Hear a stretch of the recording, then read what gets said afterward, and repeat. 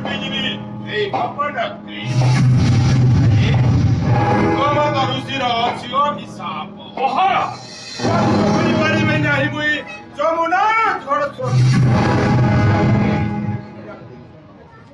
ବଲକିଲେ ଉତ୍ପାଦନ କରି ସମଗ୍ର ସେଇ ଗବାପୁର ଡିଙ୍ଗିରି ଖରସ୍ରୋତା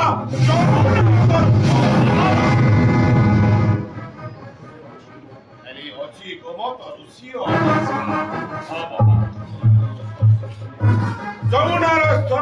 ଯମୁନାର ଜଳ ସ୍ପର୍ଶ କରି ପାରିବିନି ଯମୁନା ଜଳ ସ୍ପର୍ଶ କଲେ ଅବା ଗୋମତ ପର୍ବତରେ ପାଦ ଯମୁନାର ଜଳ ସ୍ପର୍ଶ କଲେ ଗୋମତଗିରିରେ ପାଦ ଦେଲେ ମୂର୍ତ୍ତରା ଫାଟି ମରିବି ସୁରି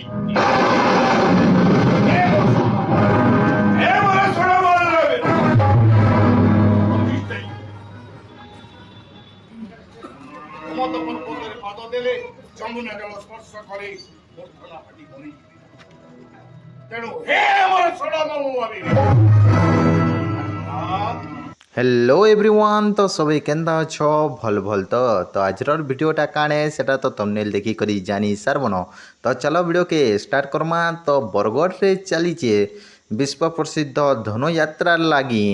रिहर्सल जेनटा कि स्टार्ट हो सालान जेनटा कि विभिन्न कलाकार माने आसुचन ई जगह रे रिहर्सल करवार लगी तो जबरदस्त रिहर्सल माने भी देखबार के मिली और ये वर्ष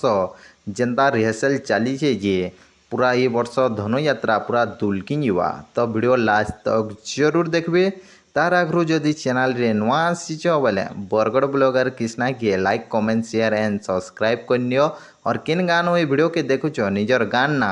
कमेंट माध्यम रे जरूर बताबो जेनटा कि इटा सभे जानिछन विश्व प्रसिद्ध धनुयात्रा बरगढ़ 24 डिसेम्बर नो धरी करी जनवरी 3 तारीख तक हेबा तो आसुन देखमा आके ई वीडियो रे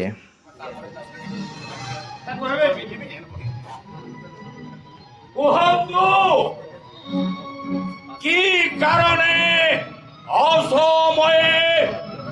স্মরণ করে ছড়মল্লবীরে আদেশ করন্তু কাহিকি আহ্বান করিଅছি ଏ ମଥୁରା ରାଜଦରବାର একদিনে যাইଥିଲି ମୁହିଁ ମୃଗୟା ଉଦ୍ଦେଶ୍ୟ କଣ ହେଲା ତାପରେ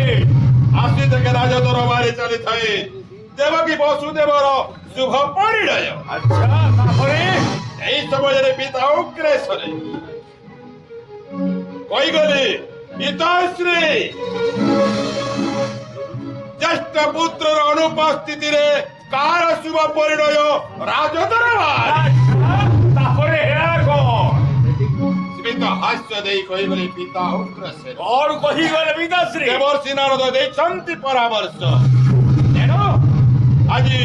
ଶୁଭ ଲଗ୍ନ ଶୁଭ ବେଳାରେ ଦେବକୀ ବସୁଦେବର ଶୁଭ ପରିଣୟ କରିଅଛି ବହି ଉତ୍ତମ ତାପରେ ଅନେକ ଦିନର ଆଶା ଆକାଂକ୍ଷା ଥିଲା ଏ କଂସ ଯୁବରାଜର ବୋଧବଂଶ ଏବଂ ଯଦୁବଂଶ ମଧ୍ୟରେ ବନ୍ଧୁତା ସ୍ଥାପନ କରିବି ବୋଲି ଉତ୍ତମ ତାପରେ ହେଲା କଣ